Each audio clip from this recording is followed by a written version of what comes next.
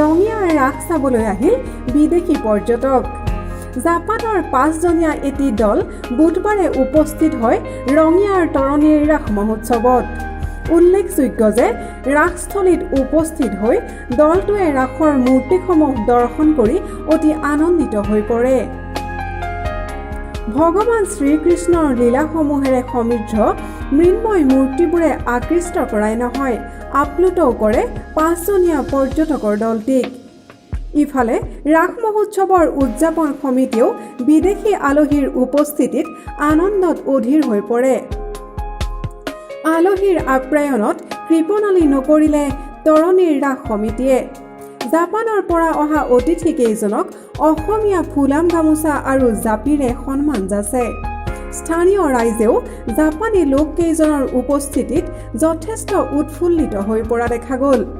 চুবুৰীয়া দেশ ভূটানৰ পৰা আহি ৰঙিয়াৰ তৰণীৰ ৰাসত কিছু সময় অতিবাহিত কৰি অন্তৰত অসমৰ সুন্দৰ স্মৃতি সামৰি দলটোৱে গন্তব্যস্থানলৈ যাত্ৰা কৰে।